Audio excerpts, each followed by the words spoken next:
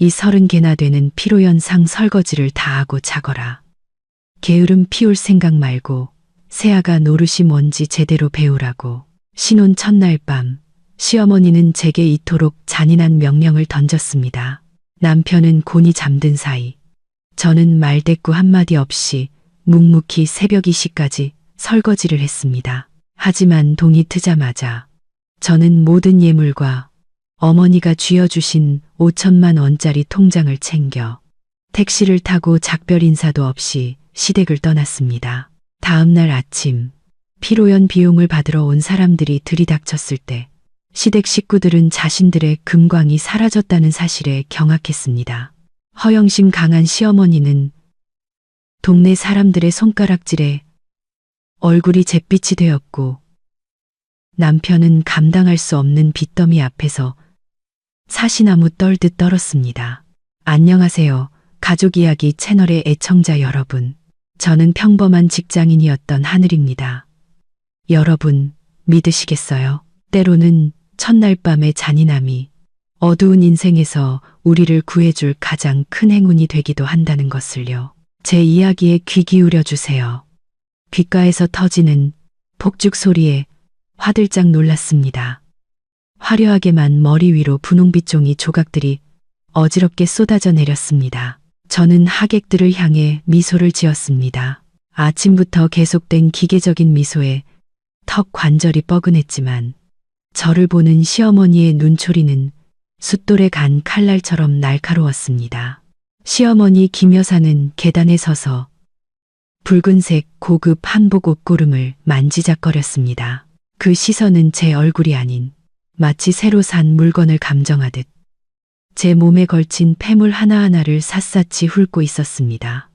문득 어젯밤 친정어머니가 해주시던 당부가 귓가에 맴돌았습니다. 시집 가면 그 집 귀신이 되어야 하는 거다. 부디 말과 행동을 조심하려무나. 어머니는 제 솔직한 성격이 시댁, 특히나 이 동네에서 위계질서가 엄격하기로 소문난 남편, 집안의 심기를 거스를까봐 걱정하셨던 겁니다. 인생에서 가장 행복해야 할 오늘, 저는 왜 이렇게 숨이 막힐까요? 신랑 측 피로 연장은 발 디딜 틈 없이 붐볐고 시끄러운 음악 소리는 사람들 말소리마저 삼켜버렸습니다. 음식 냄새, 소주 냄새, 담배 냄새가 뒤섞여 숨막히는 공기를 만들어냈습니다. 제 남편이 된 민준 씨는 이미 얼굴이 벌겋게 달아올라 있었습니다. 그는 입구에서 낯선 하객들을 맞이하는 저를 내버려 둔 채 술잔을 들고 테이블마다 돌아다니며 가장 큰 소리로 건배를 외치고 있었습니다. 바로 그때 등 뒤에서 시댁 고모의 시큼한 목소리가 들려왔습니다. 어머, 저 맵시 좀 봐. 집에서 공주처럼 곱게만 자란 티가 나네. 여기 와서 단단히 가르쳐야겠어. 돌아보니 중년의 여성이 해바라기 씨를 까먹으며 김 여사에게 소곤거리고 있었습니다. 시어머니는 제 편을 들기는커녕 입꼬리를 비틀어 웃으며 말했습니다. 일단 두고 봐야지. 우리 집안에 들어왔으면 우리 집 법도를 따라야 하는 법이야. 10cm 높이의 하이힐을 신은 발이 바늘로 찌르는 듯 아파오기 시작했습니다. 하객들이 조금 줄어든 틈을 타 잠시 의자에 앉아 쉬려 했습니다. 웨딩드레스는 무거웠고 등은 땀으로 흠뻑 젖어 있었습니다. 하지만 엉덩이가 의자에 닿기 무섭게 김 여사가 유령처럼 나타났습니다. 그녀는 제 손에 묵직한 냄쟁반을 거칠게 쥐어주었습니다. 하객들에게는 환한 미소를 짓고 있었지만 제게는 이를 악물고 속삭였습니다. 일어나서 어른들께 차라도 올려라. 어딜 건방지게 앉아 있어. 손님들이 보면 뭐라고 하시겠니? 저쪽 윗상에 계신 분들께 차 좀 따라드려. 저는 얼어붙은 채 덜덜 떨리는 손으로 쟁반을 들었습니다. 주위를 둘러보며 민준 씨를 찾았습니다. 그는 근처에서 옛 친구들과 껄껄거리며 웃고 있었습니다. 제발 아내가 힘드니 잠시 쉬게 해달라고 한마디만 해달라는 간절한 눈빛을 보냈습니다. 민준 씨는 제 눈빛을 보았지만 다가와 쟁반을 받아주거나 어머니께 저를 쉬게 해달라고 말하는 대신 무심하게 손을 내저으며 말했습니다. 엄마 기분 좋게 해드려. 별것도 아닌 일로 인상 쓰지 말고. 엄마 말씀은 잘 들어야지. 친척들 앞에서 내 체면 깎지 마. 민준 씨의 말은 무더운 여름날 제 얼굴에 끼얹어진 찬물 같았습니다. 저는 입술을 깨물고 쓰디쓴 울분을 삼키며 소란스러운 인파 속으로 무거운 발걸음을 옮겼습니다. 시댁에서의 첫걸음은 그렇게 시작되었습니다.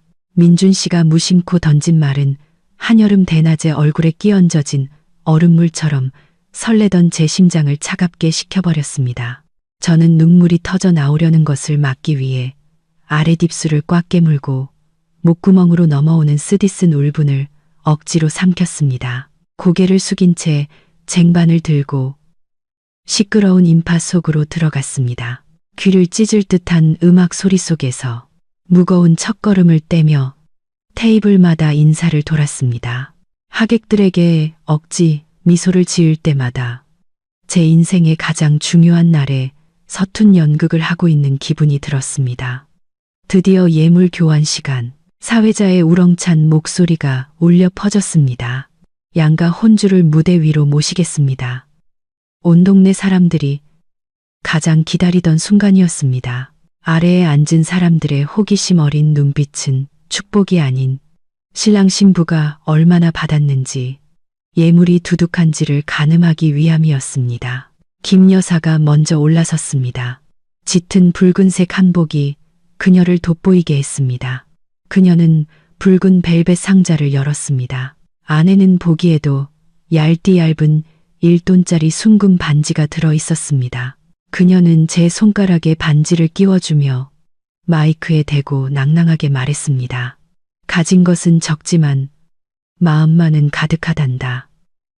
중요한 것은 자식을 키워낸 부모의 마음이지. 두 아이가 열심히 살아 가문을 빛내주길 바란다. 그녀의 말은 그럴듯해서 아래에서는 박수갈채가 쏟아졌지만 저를 보는 그녀의 눈빛은 날카로웠습니다. 여기 왔으니 분수를 알고 살라는 계산적인 경고 같았습니다. 다음은 제 부모님 차례였습니다. 평생을 시골에서 억척스럽게 살아오신 어머니는 오늘 고운 빛깔의 한복을 차려입으셨지만 멀리 시집가는 딸이 안쓰러워 눈시울이 붉어져 있었습니다. 어머니는 패칠한 나무 상자를 열었습니다. 안에는 눈부시게 빛나는 순금 목걸이와 푸른색 통장이 들어 있었습니다. 아래에서는 웅성거리는 소리가 터져 나왔습니다. 어머니는 떨리는 손으로 제 목에 목걸이를 걸어주고 하객들이 모두 보는 앞에서 제 손에 통장을 쥐어주셨습니다. 그리고 마이크에 소리가 들어갈 정도로 똑똑히 속삭이셨습니다. 이건 네 앞으로 넣어둔 5천만 원이다. 엄마 아빠가 평생 모아 네 비상금으로 주는 거니 나중에 큰일이 있거나 아플 때 요긴하게 쓰려무나. 그 순간 저는 김 여사의 눈이 자동차 헤드라이트처럼 번쩍이는 것을 보았습니다. 그녀는 제 목에 걸린 목걸이와 통장에서 눈을 떼지 못했습니다. 짙은 화장 위로 계산적인 속내가 역력히 드러났습니다. 저는 민준 씨 바로 옆에 서 있었기에 그녀가 아들 귀에 속삭이는 소리를 똑똑히 들을 수 있었습니다. 저거 당장 받아도 가 시집온 애가 큰돈 들고 있으면 못 써. 이따 피로연 끝나자마자 나한테 가져오라고 해. 민준 씨는 고개를 연신 끄덕이며 제 손에 들린 예물에 눈을 고정했습니다. 가장으로서의 자존심은 조금도 찾아볼 수 없었습니다. 친정 어머니의 손이 떨어지기 무섭게 김 여사는 재빨리 손을 뻗어 어머니 손에 들린 나무 상자를 가로채려 했습니다. 그녀는 너스레를 떨며 나긋나긋한 목소리로 말했습니다. 어머, 사부인, 제가 잠시 맡아줄게요. 오늘같이 정신없는 날에 애들이 이런 귀중품 들고 있다가 잃어버리면 어떡해요. 반지를 잔뜩 낀 김 여사의 손이 상자에 닿으려던 찰나 어머니는 능숙하게 손을 뒤로 빼셨습니다. 어머니는 몸을 돌려 제 손에 직접 상자를 쥐어주고는 마지막 힘을 실어주려는 듯 제 손을 꼭 잡으셨습니다. 어머니는 김 여사를 똑바로 쳐다보셨습니다. 온화하지만 그 어느 때보다 단호한 눈빛이었습니다. 걱정해 주셔서 감사합니다. 사부인, 하지만 이건 저희 부부가 하늘이 비상금으로 쓰라고 따로 주는 겁니다. 이제 23살, 가정을 꾸렸으니 제 자산은 스스로 관리할 줄 알아야지요. 저희는 제 딸을 믿습니다. 사부인께서 마음 쓰지 않으셔도 괜찮습니다. 많은 사람 앞에서 망신을 당한 김 여사는 허공에 뻗었던 손을 멋쩍게 거두었습니다.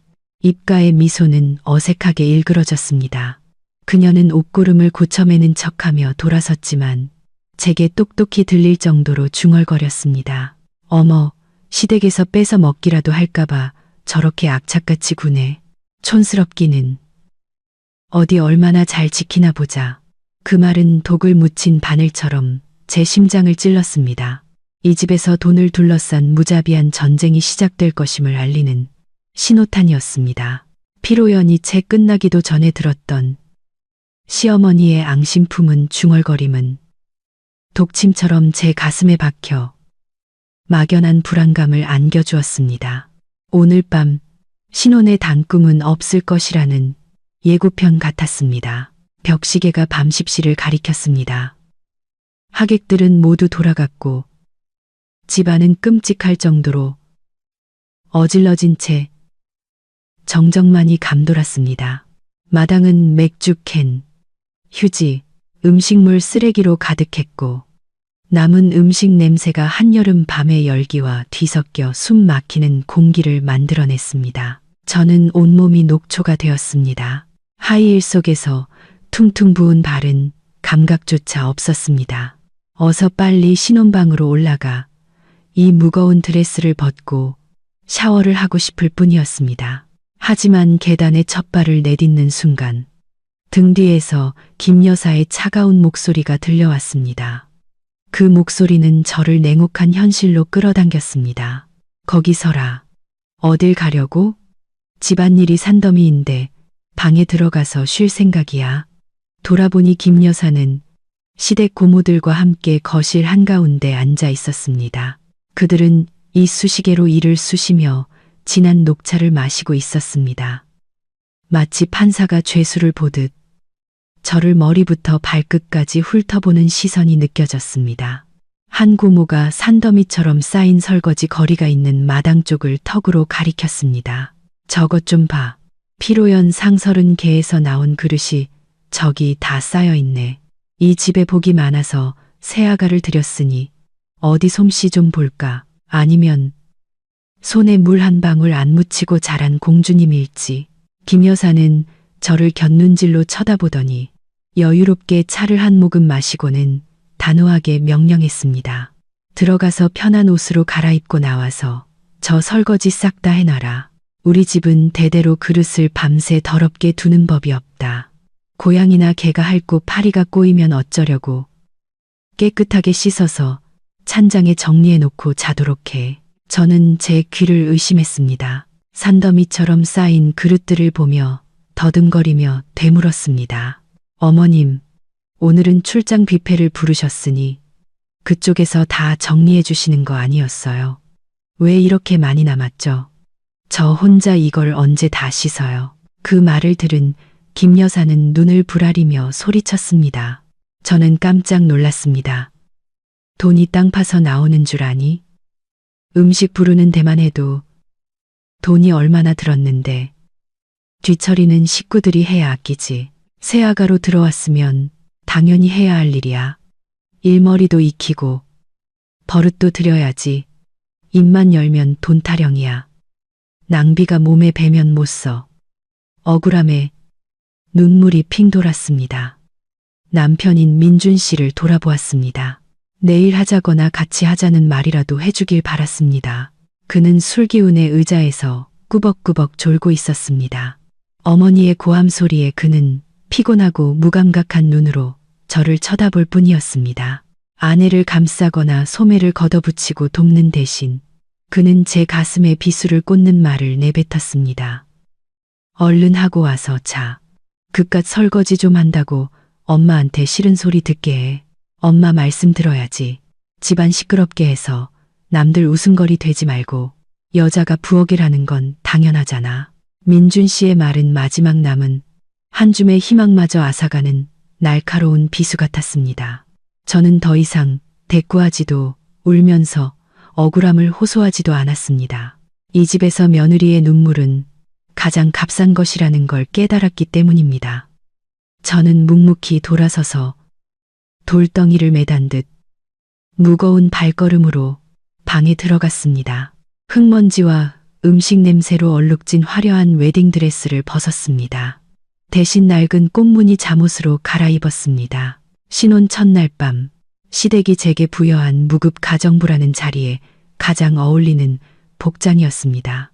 마당으로 나가자 밤이슬의 차가움과 축축한 시멘트 바닥에서 올라오는 냉기가 살을 파고들었습니다. 희미한 백열등 불빛 아래 산더미 같은 그릇들이 쌓여 있었습니다. 흙탕물 웅덩이에 비친 제 그림자는 처량하기 짝이 없었습니다. 눈앞의 광경의 서러움이 복받쳐 올랐습니다. 친정에서는 귀한 딸로 자랐습니다. 23년 동안 어머니는 제가 설거지를 3개 이상 하게 놔두지 않으셨습니다. 늘 딸의 손은 책과 펜을 잡아야지 설거지물에 거칠어지게 둬선 안 된다고 말씀하셨습니다. 그런데 결혼 첫날 밤, 저는 이토록 잔인한 현실과 마주했습니다. 지친 하루 끝에 쉴 권리마저 박탈당한 것입니다. 소매를 걷어붙이고 어제 막 정성껏 관리받은 손톱을 기름때와 뼈 조각이 둥둥 떠다니는 차가운 물에 담갔습니다. 남은 음식의 비린내와 값싼 세제 냄새가 코를 찔러 헛구역질이 났습니다. 고요한 밤, 그릇 부딪히는 소리가 유난히 서글프게 울려 퍼졌습니다. 제가 허리를 숙이고 기름때 묻은 그릇들과 씨름하는 동안 거실에서는 민준 씨의 코 고는 소리가 규칙적으로 들려왔습니다.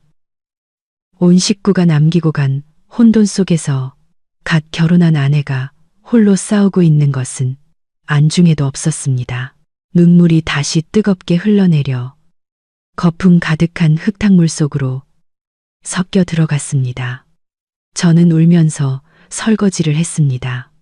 고된 노동 때문이 아니었습니다. 사람을 잘못 골랐다는 자책감 때문이었습니다.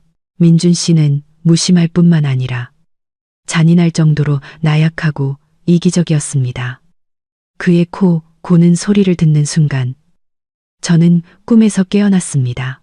저는 남편, 비바람을 막아줄 든든한 어깨를 얻은 것이 아니었습니다. 이 집안의 가부장적인 권위와 허영심에 봉사하는 노예의 삶에 발을 들인 것이었습니다. 제가 꿈꾸던 분홍빛 사랑은 오늘 밤 이 설거지통 안에서 익사했습니다. 시계가 새벽 이시를 가리켰습니다.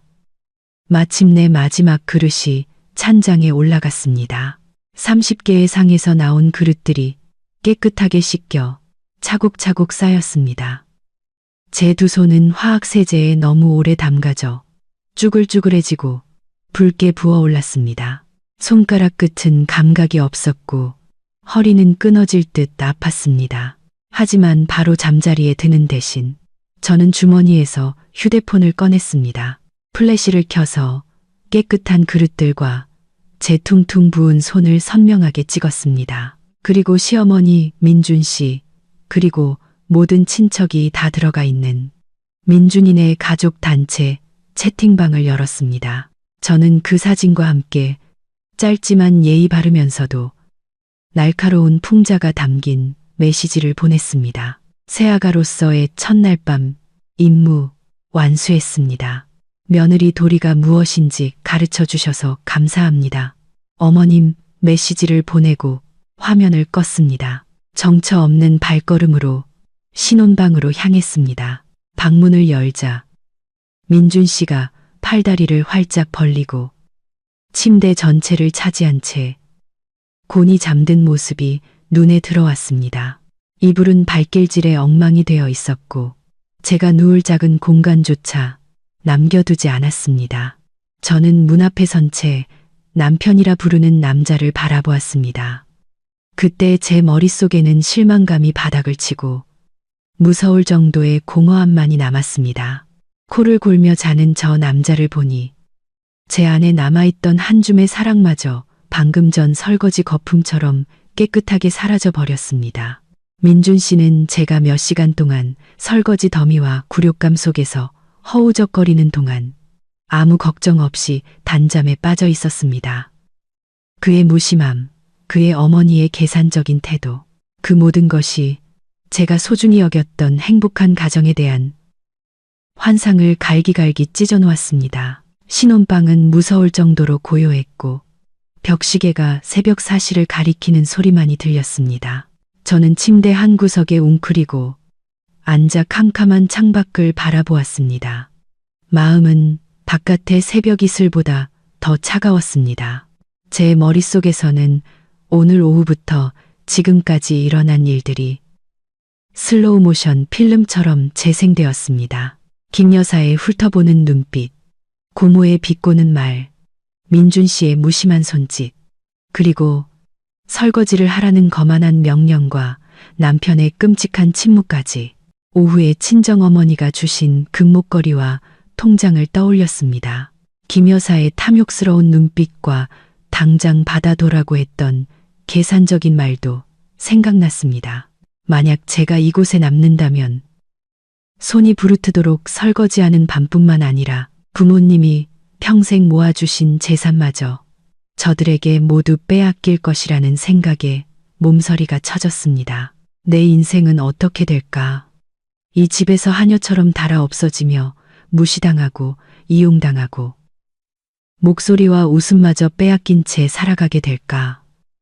안 돼. 피가 나도록 입술을 깨물었습니다. 이 지옥 같은 곳에 내 청춘을 묻을 수는 없어. 부모님은 나를 귀하게 키우고 번듯하게 교육시키셨습니다. 남의 집 노예가 되라고 금지옥엽 키우신 게 아니었습니다. 떠나야 한다는 생각이 머릿속을 스쳤습니다. 처음에는 희미하고 두려웠지만 점점 더 강렬하게 타올랐습니다. 이 굴욕을 받아들일 수 없어. 지금 당장 떠나야 해. 날이 밝기 전에 이 가족의 위선적인 가면이 다음 연극을 위해 깨어나기 전에 저는 소리나지 않게 조심스럽게 침대에서 내려왔습니다. 옷장을 열어 어제 친정에서 가져온 분홍색 캐리어를 꺼냈습니다. 시댁 물건은 아무것도 가져가지 않았습니다. 김 여사가 준 1돈짜리 금반지마저도 빼서 화장대 위에 두었습니다. 제 옷과 개인 소지품, 그리고 무엇보다 중요한 어머니가 주신 금목걸이와 5천만 원짜리 통장이 든 나무 상자를 챙겼습니다. 그것을 가슴에 꼭 껴안자 마치 부모님의 온기가 제게 힘을 불어넣어주는 것 같았습니다. 이것은 나의 자산이자 부모님의 피땀 어린 결과물입니다. 절대 저 탐욕스러운 자들의 손에 넘겨줄 수 없었습니다. 짐을 다 싼 후 방을 마지막으로 둘러보았습니다. 화장대 위에 쪽지와 펜이 있었습니다. 몇 자 적어 해명하거나 원망하려 했습니다. 하지만 펜 끝이 종이에 닿는 순간 멈칫했습니다. 써서 뭘 하지? 그들이 읽고 비웃게 하려고, 아니면 집 나간 버릇없는 며느리라고, 동네방네 떠들고 단일 빌미를 주려고. 아니, 그들은 내게서 어떤 작별 인사나 해명도 들을 자격이 없었습니다. 나의 침묵과 실종이야말로 그들의 잔인함에 대한 가장 통렬한 대답이 될 것입니다. 저는 새하얀 종이를 구겨 쓰레기통에 던져버렸습니다. 새벽 5시 30분, 밖은 아직 어둑했고 안개가 자욱했습니다. 저는 캐리어를 끌고 신혼방을 나와 결혼식의 흔적이 여전히 널려있는 거실을 조용히 지났습니다. 대문을 열자 쇠빗장 소리가 고요한 새벽 공기를 갈랐습니다. 심장이 철렁 내려앉았습니다. 하지만 그 무거운 철대문을 나서서 차가운 새벽 공기를 가슴 깊이 들이마시자 이상하게도 마음이 가벼워졌습니다. 콘크리트 바닥 위로 캐리어 바퀴 굴러가는 소리가 들렸습니다. 마치 어두운 인생의 족쇄가 산산조각 나는 소리 같았습니다. 저는 단 한 번도 뒤돌아보지 않고 마을 입구로 향했습니다. 24시간도 채 안 되어 내 행복에 대한 환상을 묻어버린 그 집을 향해서는 이른 새벽의 차가운 바람이 얼굴을 스쳐 몸이 움츠러들었지만 그 차가움은 텅 비어버린 내 마음의 냉기에 비할 바가 아니었습니다. 마을 입구에 웅크리고 서서 첫 차 택시를 잡았습니다. 기사님은 아버지 뻘 되어 보이셨습니다. 커다란 캐리어를 끌고 퉁퉁 부은 눈에 급하게 입은 꽃무늬 잠옷 차림인 저를 보시더니 안쓰러움과 호기심이 섞인 눈빛을 하셨습니다. 무언가 물어보려 하시는 듯 했습니다. 아마도 갓 결혼한 신부가 왜 이 새벽에 집을 나서는지 궁금하셨을 겁니다. 하지만 제 넉나간 표정을 보시더니 이내 침묵을 지키셨습니다. 기사님은 그저 묵묵히 제 무거운 캐리어를 트렁크에 실어주고 뒷좌석 문을 열어주셨습니다. 저는 뒷좌석에 주저앉아 휴대폰 전원을 껐습니다. 화면이 꺼지자 긴 한숨을 내쉬었습니다. 잠시나마 절대적인 고요함이 방금 빠져나온 그 지옥과의 모든 연결을 끊어낼 필요가 있었습니다. 친정으로 향하는 20km의 길 위에서 마음의 평온을 찾고 싶었습니다. 택시는 익숙한 길을 달려 어젯밤의 악몽으로부터 저를 멀어지게 하고 제 인생의 가장 평온한 안식처로 데려다 주었습니다. 익숙한 초록색 철대문 너머로 부모님의 집이 보였습니다. 차가 멈추자 부모님은 마당을 쓸며 어제의 잔치 흔적을 치우고 계셨습니다. 차 소리를 듣고 고개를 드신 두 분은 결혼식 바로 다음 날 아침 캐리어를 끌고 대문 앞에 서 있는 딸의 모습을 보고는 그대로 얼어붙으셨습니다. 아버지 손에 들려있던 빗자루가 툭 소리를 내며 바닥에 떨어졌습니다. 어머니는 황급히 달려오시며 걱정에 잠긴 목소리로 물으셨습니다. 얘야, 이게 무슨 일이니? 왜 이 시간에 캐리어를 끌고 온 거야? 민준이는 어디 있고? 무슨 일인지 엄마한테 말해봐. 그 말을 기다렸다는 듯이 어젯밤부터 억눌러 왔던 모든 서러움과 분노가 터져 나왔습니다. 저는 어머니 품에 안겨 목 놓아 울었습니다.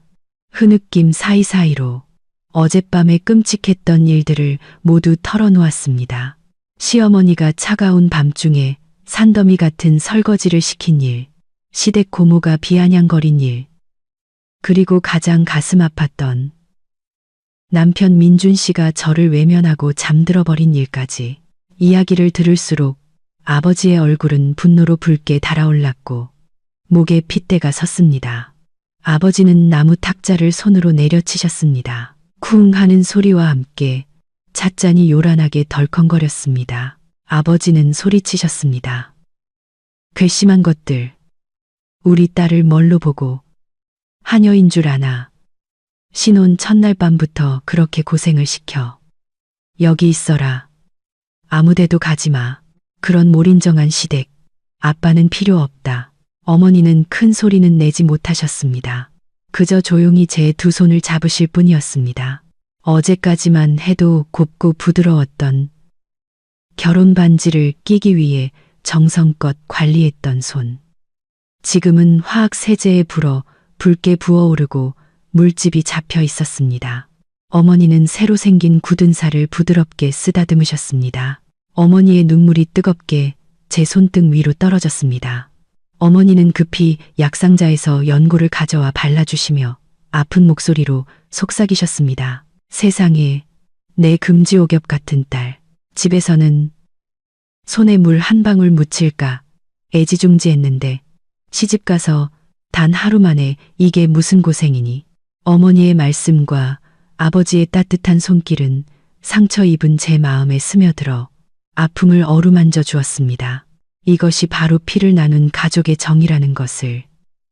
저편의 가식적인 허울과는 하늘과 땅 차이라는 것을 깨닫게 했습니다. 부모님의 위로를 받고 약을 바르니 마음이 조금씩 진정되었습니다. 안전하다는 느낌이 저를 감쌌습니다. 벽시계가 오전 8시를 가리켰습니다. 이 시간이면 분명 김 여사 댁은 일어나서 아침밥을 차려낼 며느리가 보이지 않아 난리가 났을 겁니다. 저는 심호흡을 하고 용기를 내어 휴대폰 전원을 켰습니다. 화면이 켜지자마자 폭포수처럼 부재중 전화와 메시지, 알림이 쏟아졌습니다. 휴대폰이 탁자 위에서 미친 듯이 울렸습니다. 수십 통의 부재중 전화 목록에는 시어머니와 남편이라는 이름이 번갈아 깜빡이며 곧 닥쳐올 폭풍을 예고하고 있었습니다. 저는 결연한 눈빛으로 화면을 응시하며 첫 번째 대결을 준비했습니다. 나무 탁자 위에 놓인 휴대폰이 맹렬하게 울리며 미끄러질 듯 했습니다. 마치 전화기 너머의 분노가 폭발할 것만 같았습니다. 화면에는 시어머니라는 이름이 위협적으로 깜빡였습니다. 조용한 친정집 아침, 요란한 벨소리가 유난히 귀에 거슬렸습니다. 부모님은 수저를 내려놓고 마치 시한폭탄을 보듯 숨을 죽인 채 휴대폰을 바라보셨습니다. 저는 심호흡을 하고 결심을 굳힌 뒤 통화 버튼을 눌렀습니다. 민준 씨가 말했던 시댁의 생활 패턴에 따르면 아침 8시는 온 가족이 모여 아침 식사를 하는 시간이었습니다. 분명 지금쯤 새며느리가 차려주는 밥상을 기다리다 사람이 보이질 않으니 저렇게 길길이 날뛰는 것이겠지요. 저는 침착하게 스피커폰 버튼을 눌러 부모님도 그 사부인의 옷 같은 목소리를 똑똑히 들으실 수 있도록 했습니다. 전화기를 귀에 대기도 전에 김 여사의 쩌렁쩌렁하고 날카로운 목소리가 고요한 공기를 찢고 터져 나왔습니다. 너 지금 어디서 뭘 하길래 아직도 아침밥 차릴 생각을 안 해? 이 집 식구들 다 굶어 죽는 꼴 보고 싶어? 시집 온 지 하루 만에 해가 중천에 뜨도록 퍼질러자? 이 집안이 우습니? 너 같은 게으르고 무식한 며느리를 들인 내가 복도 없지. 당장 부엌으로 내려와. 김 여사의 고함에 어머니는 충격으로 얼굴이 하얘지셨고 아버지는 분노로 미간을 찌푸리며 주먹을 꽉 쥐셨습니다. 하지만 저는 더 이상 어젯밤에 겁먹은 새색시가 아니었습니다. 저는 따뜻한 차를 한 모금 마셔 목소리를 가다듬고는 놀라울 정도로 평온한 톤으로 대답했습니다. 그 목소리는 부드러웠지만 깊은 비아냥이 담겨 있었습니다. 어머님, 일어나셨어요? 어젯밤에 저 혼자 마당에서 피로연상 30개 설거지를 새벽 2시까지 했더니 온몸이 쑤시고 아파서 오늘 아침엔 일찍 일어날 수가 없었네요, 어머님. 이 말을 들으면 조금이라도 부끄러워할 줄 알았습니다. 하지만 김 여사는 오히려 더 큰 소리로 경멸과 거만함이 가득한 목소리로 쏘아붙였습니다.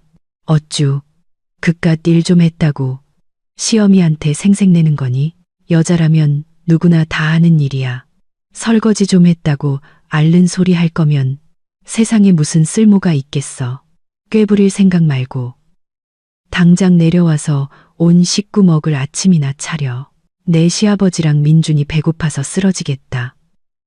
빨리빨리 움직여. 이 말을 듣자 아버지는 더 이상 참지 못하고 나서려 하셨지만 저는 눈짓으로 막았습니다.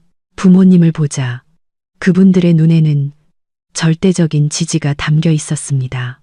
저는 김 여사에게 또박또박 못을 박듯 분명하고 단호하게 대답했습니다. 조금도 떨지 않았습니다. 네, 어머님. 아무래도 오늘은 제가 어머님 댁 아침 식사를 차려드리러 갈 수 없을 것 같습니다. 저는 지금 저희 친정집에서 편안하게 아침 먹고 있거든요. 어젯밤 설거지는 어머님 말씀대로 아주 깨끗하게 해서 마당에 잘 정리해 두었습니다. 한번 확인해 보세요. 더럽게 뒀을까봐 걱정은 안 하셔도 됩니다. 전화기 넘어가 순간 조용해졌습니다. 약 3초간의 침묵. 저는 지금 김 여사가 얼마나 경악해서 얼굴이 일그러지고 눈이 뒤집혔을지 상상할 수 있었습니다. 그러다 갑자기 경보음처럼 날카로운 비명이 침묵을 깼습니다. 너 지금 뭐라고 했어? 감히 시집 온 지 하루 만에 친정으로 도망가? 내가 이 집안 얼굴에 똥칠을 하려고 작정했어. 동네 사람들 비웃음거리가 되게 만들 셈이냐고.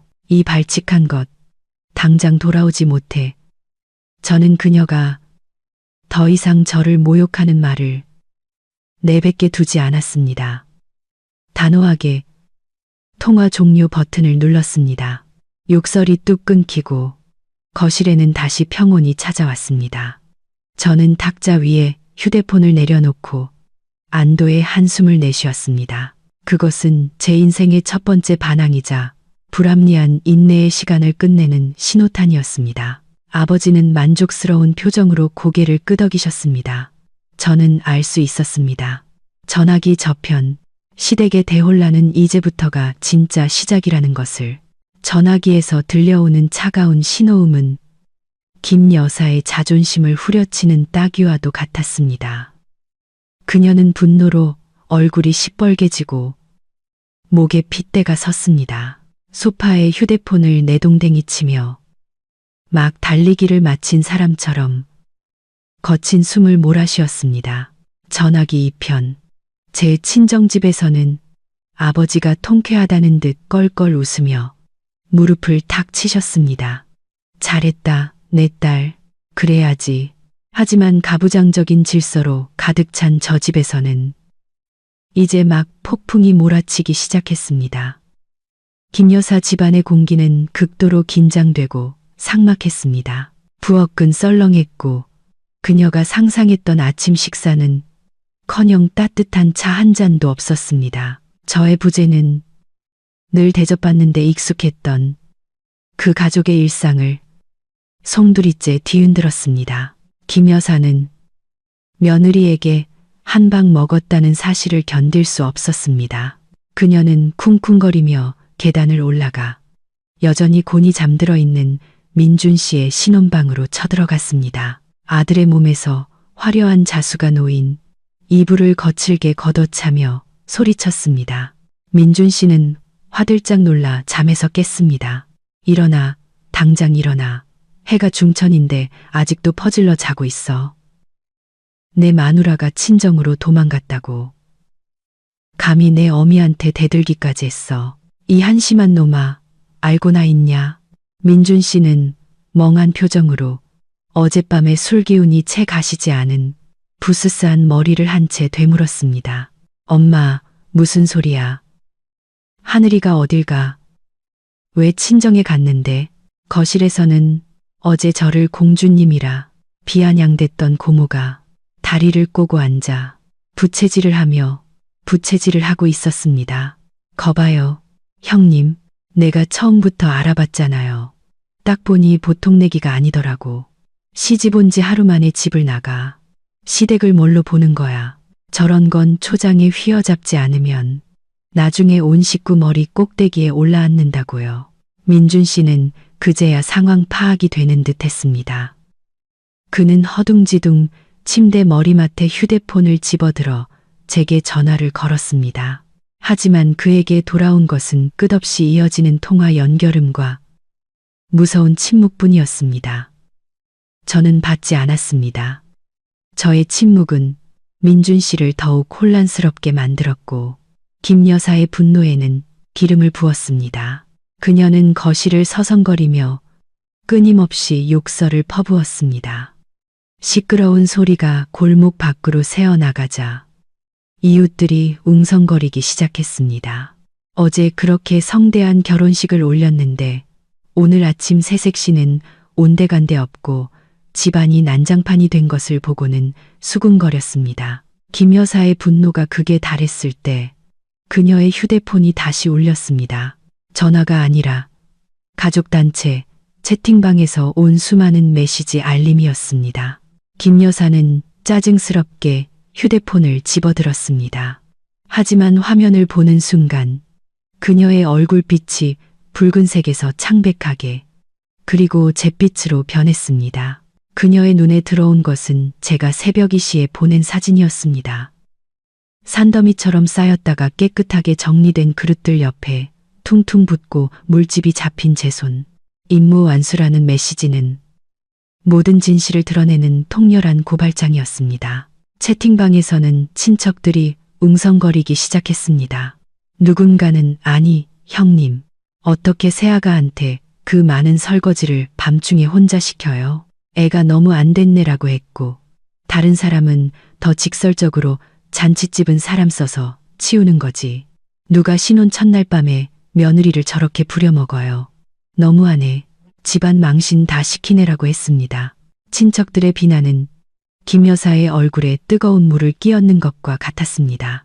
그녀가 평생 공들여 쌓아온 체면이라는 허울이 한순간에 무너져 내렸습니다.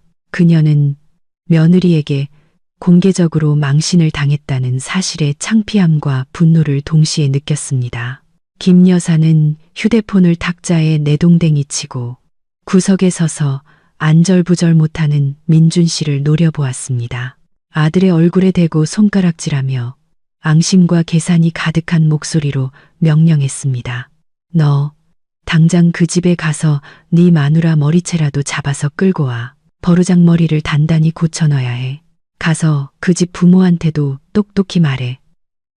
이 집은 저런 버릇없는 며느리 필요 없다고. 그리고 내 말 잘 들어. 만약에 끝까지 안 오겠다고 버티면 어제 받은 예물 전부 다 내놓으라고 해. 우리 지금 피로연 비용 때문에 빚더미에 앉았어. 그거라도 받아서 빚 갚아야지. 감히 우리 집 돈을 들고 튀게 둘 순 없지. 빨리 가. 어머니의 명령은 절대적이었습니다. 민준 씨는 투덜거리며 오토바이 열쇠를 집어들고 쏜살같이 달려나갔습니다. 그의 머릿속에는 여전히 제가 그저 공주병에 걸려 투정을 부리는 것이고 조금만 달래주면 돌아올 것이라는 착각이 가득했습니다. 그는 아내를 어떻게 혼내서 엄마와 자신의 체면을 세울지 계산하며 운전했습니다. 20분도 채 되지 않아 민준 씨의 오토바이 소리가 저희 집 대문 앞에서 요란하게 울렸습니다. 그는 오토바이를 거칠게 세우고 초인종을 누르거나 예의 바르게 문을 두드리지도 않은 채 살기등등한 얼굴로 마당으로 성큼성큼 들어왔습니다. 제가 거실에서 태연하게 차를 마시고 있고 부모님이 근엄한 표정으로 옆에 앉아 계신 것을 보고도 사위로서의 최소한의 인사조차 하지 않았습니다. 그는 집 한가운데 버티고 서서 거만한 목소리로 외쳤습니다. 하늘씨, 지금 이게 무슨 짓이야? 멀쩡히 잘 있다가 갑자기 캐리어 싸서 친정에 오는 게 말이 돼? 당신 때문에 온 집안이 발칵 뒤집힌 거 알아? 당장 짐 챙겨서 돌아가. 엄마 지금 단단히 화나셨어. 가서 싹싹 빌고 조용히 끝내. 나 두말하게 만들지 마. 저는 여전히 가만히 앉아 찻잔을 들어 한 모금 마시며 그를 없는 사람 취급했습니다. 저의 무시는 민준 씨를 더욱 화나게 했습니다. 그가 제 팔을 잡아 끌려고 다가서는 순간 아버지가 벌떡 일어나 그의 앞을 막아섰습니다. 평생을 점잖게 살아오신 아버지의 눈에는 분노의 불꽃이 이글거렸고 목소리는 낮았지만 천둥처럼 위엄이 있었습니다. 멈추게. 자네 지금 우리 집에 와서 무슨 무례한 태도인가?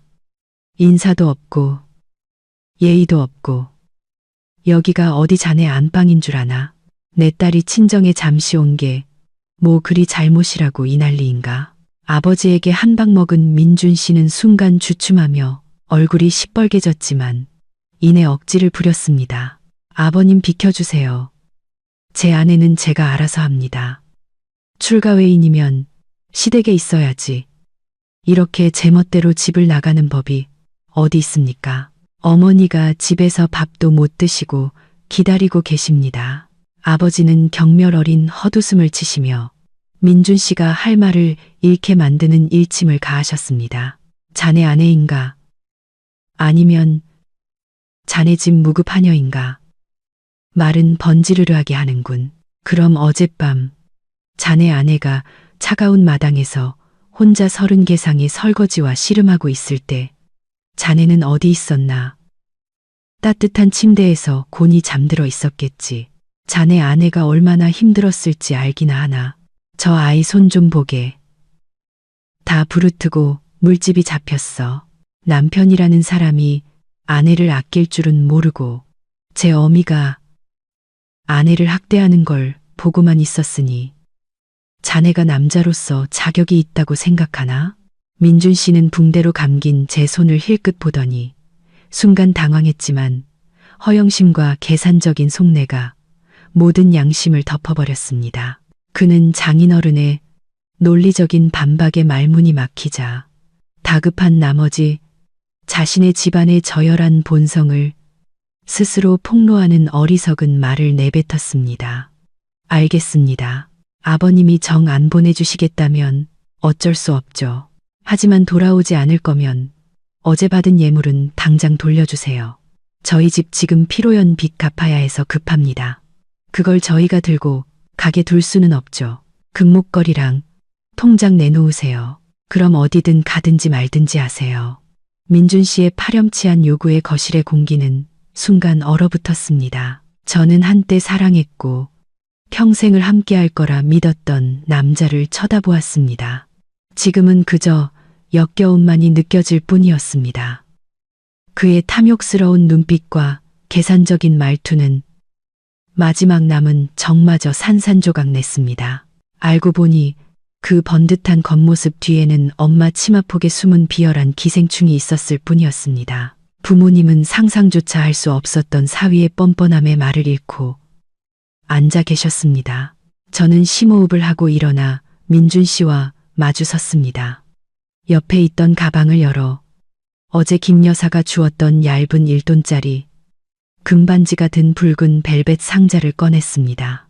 저는 그것을 탁자 위에 올려놓고 또박또박 단호하게 말했습니다. 똑똑히 들어요. 당신 집에서 준 예물은 이 1돈짜리 반지가 전부예요. 여기 지금 당장 돌려줄게요. 하지만 저 순금 목걸이와 5천만 원짜리 통장은 우리 부모님의 피땀이 서린 시집가기 전 제게 따로 주신 제 재산이에요. 내 이름으로 된 내 소유물인데 당신 집안과 무슨 상관이라고 감히 달라는 말을 입에 담죠. 갑작스러운 제 반격에 민준 씨는 당황해서 얼굴이 시뻘개졌지만 어머니에게 배운 궤변으로 어떻게든 상황을 모면하려 했습니다. 어머니가 말씀하셨어. 우리 집에 시집 왔으면 재산은 공동명의라고. 지금 어머니가 빚더미에 앉았는데 며느리로서 가족의 어려움을 함께 짊어질 생각은 안 하고 어떻게 그렇게 이기적으로 자기 것만 챙길 수가 있어. 저는 헛웃음을 터뜨렸습니다.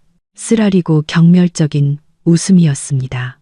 책임? 며느리로서 30개 상의 설거지를 손이 부르트도록 한 책임은 어젯밤에 다했어요. 하지만 당신 어머니의 허영심과 텅 빈 과시욕을 채우기 위한 빚을 갚을 책임은 없어요. 그 빚은 당신들 몫이지 왜 우리 집 돈으로 해결하려고 하죠. 말을 마친 저는 김 여사의 금반지를 민준 씨 앞 탁자 위로 세게 던졌습니다. 금속이 부딪히는 날카로운 소리는 이 짧고 비극적인 결혼의 종말을 알리는 듯 했습니다. 저는 문을 가리키며 차갑게 쏘아붙였습니다. 이 반지나 가지고 돌아가세요. 이 순간부터 나는 더 이상 당신 집 며느리가 아니고 다시는 그 집에 발들일 일도 없을 겁니다. 내게서 단 1원도 뜯어낼 생각은 꿈도 꾸지 마세요. 민준 씨는 떨리는 손으로 반지를 집어들었습니다. 손등에 파란 힘줄이 돋을 정도로 세게 움켜쥐었습니다. 그는 저와 제 부모님을 처참하게 실패한 패배자의 원망 어린 눈빛으로 쳐다보았습니다. 그는 등을 돌리기 전 마지막 협박을 내뱉었습니다. 좋아, 아주 잘났어. 후회하지나 마. 그 돈을 네가 쉽게 꿀꺽할 수 있을 것 같아. 우리 엄마가 가만두지 않을 거야. 직접 오셔서 부모님이랑 단판을 지으실 거라고. 그때도 네 집안이 동네에서 얼굴 들고 다닐 수 있는지 어디 한번 보자. 민준 씨는 분을 사귀지 못한 채 떠났습니다. 그의 오토바이 소리는 위협적인 말을 남긴 채 멀어져 갔습니다. 하지만 저는 알고 있었습니다. 그의 분노는 전초전에 불과하다는 것을. 진짜 폭풍은 저쪽의 장군이 출전할 때 시작될 것이라는 것을. 아니나 다를까 2시간도 채 되지 않아 무더운 오후의 공기가 숨 막힐 듯 무겁게 변했습니다. 택시 한 대가 저희 집 대문 앞에 급하게 멈춰 섰습니다. 차 문이 열리고 살기등등한 얼굴의 김 여사가 내렸습니다. 그 뒤로는 시댁 고모와 방금 쫓겨났다가 엄마를 따라 졸졸 따라온 민준 씨가 있었습니다. 그들은 마치 싸우러 온 사람들처럼 살기 가득한 얼굴로 마당으로 쳐들어왔습니다. 부모님은 최소한의 예의를 지켜 그들을 집 안으로 안내했습니다. 하지만 김 여사는 앉지도 않고 허리에 손을 얹은 채 집 한가운데 섰습니다. 어제 입었던 붉은색 한복은 지금 보니 눈에 거슬릴 정도로 촌스러웠습니다. 그녀는 턱을 치켜들고 고압적인 목소리로 외쳤습니다. 그 목소리는 조용한 집안의 평화를 깨뜨렸습니다. 사돈어른들 어디 계세요? 나오셔서 당신들 금지옥엽 같은 딸이 우리 집을 어떻게 뒤집어 놨는지 좀 보시죠. 애를 어떻게 가르쳤길래 시집 온 지 하루 만에 집을 나가요. 버릇없고 무례하기 짝이 없게 시댁을 우습게 아는 거죠. 고모도 끼어들었습니다. 거봐요. 내가 말했잖아요. 너무 오냐오냐. 키워서 애가 버릇이 없다고. 시집간 딸은 그 집 귀신이라는데 조금만 뭐라 하면 친정으로 도망가니 정말 철딱서니가 없어요. 양가 얼굴에 먹칠하는 짓이라고요. 아버지가 나서려 했지만 어머니가 눈짓으로 말리셨습니다. 평생을 온화하게 살아오신 어머니였지만 자신의 교육 방식과 가장 사랑하는 딸을 모욕하는 말에는 더 이상 참을 수 없으셨습니다. 김 여사는 저희가 침묵하자 기세등등해져서 더욱 악랄한 말로 쏘아붙였습니다. 혹시 우리 아들은 방패막이 삼고 밖에 딴 놈이라도 있는 거 아니에요? 집안일은 할 줄 모르고 꾀만 부리고 꼬박꼬박 말대꾸나 하는 걸 보니 도덕적으로도 뻔하겠지. 당신들 딸 단속이나 잘하세요. 괜히 우리 집안 망신시키지 말고. 어머니는 찻잔을 탁 소리나게 내려놓으시더니 벌떡 일어나 김 여사와 마주 섰습니다. 어머니의 눈에는 분노의 불꽃이 이글거렸고 목소리는 떨렸지만 단호했습니다. 그만하시죠. 진깃. 그만하시죠. 내 딸, 내가 압니다. 착하고 효심 깊어서 동네 사람들 칭찬이 자자한 아이입니다. 당신 집에 가서 신혼 첫날 밤부터 착취당하고 학대당해서 도망쳐 나온 것뿐이에요. 남한테 함부로 덮어 씌우지 마세요. 나이 드셨으면 그에 맞게 행동하세요. 도덕적인 훈계로 저희를 제압할 수 없다는 것을 깨닫자 김 여사는 위선의 가면을 완전히 벗어던지고 탐욕스러운 본색을 드러냈습니다. 그녀는 소리치며 민준 씨에게 일어서라는 손짓을 했습니다. 말 돌리지 마세요. 이제 와서 잘잘못 따질 필요 없고 하늘이는 우리 집 며느리입니다. 혼인신고까지 마쳤으니 재산은 내가 관리해야 마땅해요. 어제 받은 예물, 그 금목걸이랑 5천만 원짜리 통장 어디 있어요?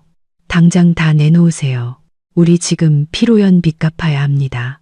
내가 맡아서 빚 갚고 나중에 너희들 사업자금으로 쓰게 잘 보관해 줄 테니 감히 시댁 재산을 친정으로 빼돌릴 생각은 꿈도 꾸지 마세요.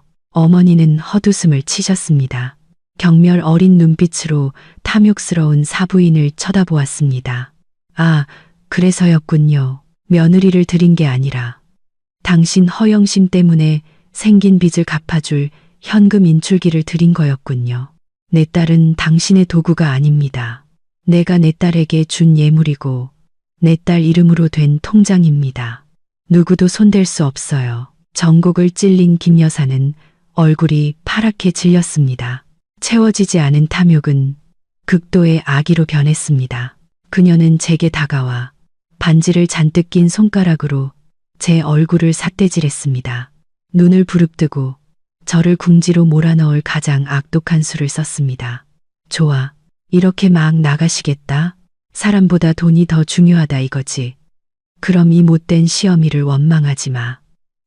만약 당장 돈을 내놓지 않으면 내일 당장 동네방네 소문낼 거야. 네가 결혼 전에 순결을 잃었다고. 그래서 우리 집에서 쫓겨났다고. 그때도 네가 얼굴 들고 다닐 수 있는지. 내 부모가 동네 사람들 볼 낯이 있을지. 어디 한번 보자. 김 여사의 파렴치하고 악랄한 모함에 아버지는 분노로 얼굴이 시뻘개졌습니다. 딸의 명예를 지키기 위해 저 악독한 여자에게 달려들려 하셨지만 저는 재빨리 아버지의 팔을 잡았습니다. 지금 폭력을 쓰는 것은 문제를 더 복잡하게 만들 뿐이라는 것을 알았기 때문입니다. 게다가 저에게는 주먹보다 더 강력한 무기가 있었습니다. 그녀를 영원히 침묵하게 만들 수 있는 무기. 저는 침착하게 주머니에서 스마트폰을 꺼내 잠금을 해제했습니다. 손가락으로 가볍게 화면을 쓸어 TV 선반 위에 놓인 블루투스 스피커와 연결했습니다. 긴장감 넘치던 거실의 공기가 연결음과 함께 순간 정지했습니다. 김 여사와 민준 씨는 제가 무슨 짓을 하려는지 의아한 눈으로 쳐다보았습니다. 저는 아무 말 없이 날카로운 눈빛으로 민준 씨를 쳐다본 뒤 오늘 아침 바로 이 방에서 녹음했던 그의 목소리를 재생했습니다. 민준 씨의 거만하고 탐욕스러운 목소리가 스피커를 통해 방 안에 선명하게 울려 퍼졌습니다. 어머니가 말씀하셨어. 우리 집에 시집 왔으면 재산은 공동 명의라고. 지금 어머니가 빚더미에 앉았는데 며느리로서 가족의 어려움을 함께 짊어질 생각은 안 하고. 민준 씨의 얼굴이 종이처럼 하얗게 질렸습니다. 김 여사는 입을 벌린 채 얼어붙었습니다. 고모 역시 찍소리도 내지 못했습니다. 하지만 녹음은 계속되었습니다. 알겠습니다. 아버님이 정안 보내주시겠다면 어쩔 수 없죠. 하지만 돌아오지 않을 거면 어제 받은 예물은 당장 돌려주세요. 저희 집 지금 피로연 빚 갚아야 해서 급합니다. 금목걸이랑 통장 내놓으세요. 그럼 어디든 가든지 말든지 하세요. 방 안은 쥐 죽은 듯 조용했고 김 여사의 거친 숨소리만 들렸습니다. 진실은 명백하게 드러났습니다. 이 결혼은 처음부터 계획된 함정이었습니다. 그들은 며느리가 아니라 자신들의 허영심을 채워줄 빚 갚는 기계를 원했던 것입니다. 김 여사는 파랗게 질린 채 아무 말도 못했습니다.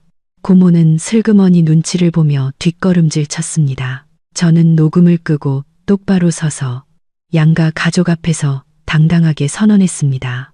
모두 똑똑히 들으셨죠? 이것이 바로 당신들 가족의 비열한 음모를 증명하는 반박할 수 없는 증거입니다. 저는 이 녹음 파일을 여러 개 복사해 두었습니다.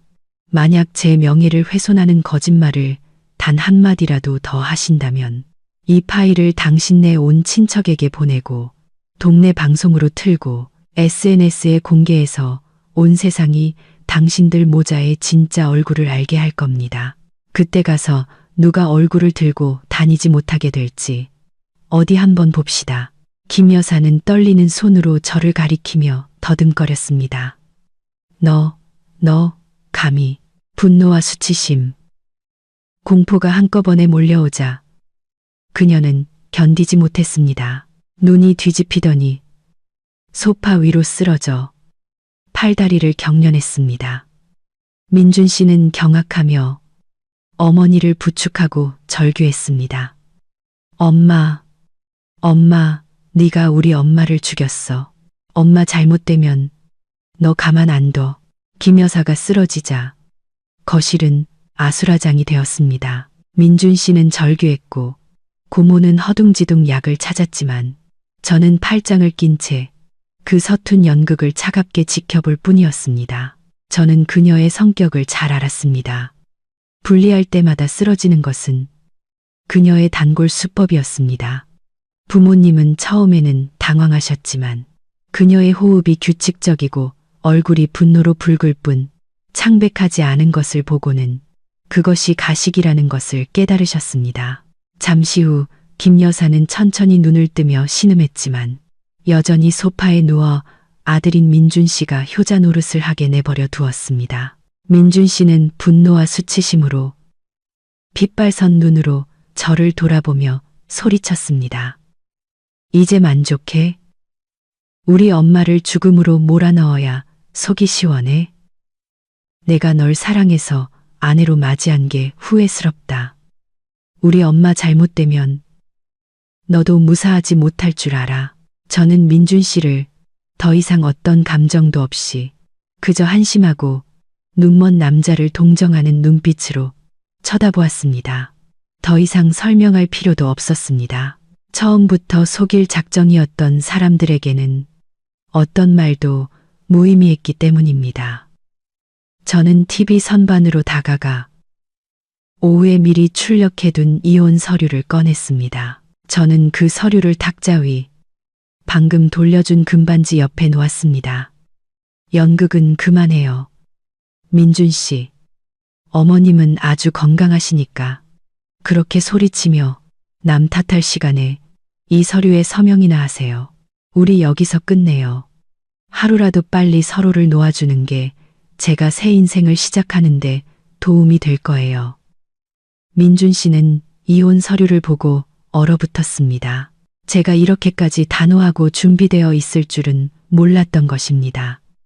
놀라움은 이내 극도의 분노로 바뀌었습니다. 그는 비웃으며 상처 입은 가부장적인 남자의 마지막 자존심을 지키려 했습니다. 이혼? 나를 버리는 게 그렇게 쉬울 줄 알아? 잘 생각해봐. 어제 결혼하고 오늘 이혼하자니 돌싱 딱지 붙으면 얼마나 창피한 줄 알아? 이 동네에서 이혼한 여자를 누가 거들떠보기나 할 것 같아. 평생 부모님 등골 빼먹으면서 살 작정이야? 얌전히 우리 엄마한테 사과하고 돈 내놓으면 용서하고 다시 받아줄 생각은 해볼게. 저는 소리내어 웃었습니다. 가볍지만 경멸이 가득 담긴 웃음이었습니다. 저는 민준 씨의 눈을 똑바로 쳐다보며 또박또박 대꾸했습니다. 쓸데없는 걱정은 마세요. 시대가 어느 땐데 아직도 그런 말로 날 협박하려 들어요. 당신네 집 하녀로 사느니 차라리 이혼녀 딱지가 100배는 더 영광스럽고 행복하겠네요. 당신처럼 게으르고 탐욕스러운 가족들 뒷바라지 않으니 차라리 혼자 자유롭게 살면서 우리 부모님 봉양하는 게 훨씬 나아요. 나도 배울 만큼 배웠고 돈도 있고 날 사랑해주는 가족도 있어요. 다시 그 지옥으로 들어갈 이유가 없다고요. 서명해요. 제 말은 민준 씨의 허황된 자존심을 완전히 무너뜨렸습니다. 그는 미친 듯이 이혼 서류를 움켜쥐고 갈기갈기 찢어 허공에 뿌렸습니다. 증오로 가득 찬 방 안에 하얀 종이 조각들이 눈처럼 흩날렸습니다. 민준 씨는 이를 갈며 으르렁거렸습니다. 서명 안 해, 절대 안 해. 나 버리고 다른 놈한테 가려고 꿈깨. 이혼 안 해줄 거야. 평생 내 아내라는 이름으로 묶어둘 거야. 괴롭히고 들볶고 죽지도 살지도 못하게 만들어주겠어. 이 게임 아직 안 끝났어. 이혼 서류를 찢는 민준 씨의 행동은 막다른 길에 몰린 짐승의 마지막 발악과도 같았습니다. 그는 그저 종이를 찢고 법의 이름으로 저를 꿰싸매면 제 인생을 자신들이 만든 지옥에 가둘 수 있을 거라 생각했습니다. 하지만 그는 사회의 여론이라는 법보다 수천 배는 더 무서운 심판대가 있다는 사실을 잊고 있었습니다. 굳이 제가 직접 나서지 않아도 진실은 언젠가 드러나기 마련이었습니다. 새벽 2시에 찍었던 산더미 같은 설거지 사진과 빚을 갚기 위해 결혼했다고 당당히 말하던 민준 씨의 녹음 파일은 동네 사람들의 입을 통해 삽시간에 퍼져나갔습니다. 얼마 지나지 않아 신혼 첫날 밤 며느리 설거지 사건과 빚 갚으려 장가간 아들 이야기는 김 여사가 사는 동네의 최대 화제거리가 되었습니다. 여론의 힘은 무서웠습니다. 그것은 김 여사가 평생 공들여 쌓아온 점잖은 집안이라는 허울을 단번에 벗겨버렸습니다. 하룻밤 사이에 김 여사의 집은 손가락질의 대상이 되었습니다. 이웃들은 그 집 앞을 지날 때마다 경멸의 눈초리를 보냈고 시장 상인들은 그 집 식구들만 보면 보란듯이 수군거렸습니다. 어머, 대단한 집안인 줄 알았더니 며느리를 빚 갚는 하녀로 들였대. 남자 망신 다 시키네. 평생 체면을 목숨처럼 여기던 김 여사는 이제 창피해서 문 밖으로 한 발짝도 나가지 못하고 집에 틀어박혀 알아누웠습니다. 설상가상으로 김 여사에게 돈을 빌려주었던 채권자들이 소문을 듣고 돈을 떼일까봐 집으로 몰려와 빚 독촉을 하기 시작했습니다. 밤낮으로 문을 두드리고 고함을 치는 통에 한때는 번듯했던 그 집은 늘 문이 굳게 닫힌 초상집처럼 변했습니다. 민준 씨는 직장에서 동료들의 이상한 눈초리와 등 뒤에서 들려오는 비웃음에 시달렸습니다. 결국 사회적 압박과 빚더미를 견디지 못한 그는 그 어리석은 고집을 꺾을 수밖에 없었습니다. 그날 이후 3일째 되던 날 제 휴대폰이 울렸습니다.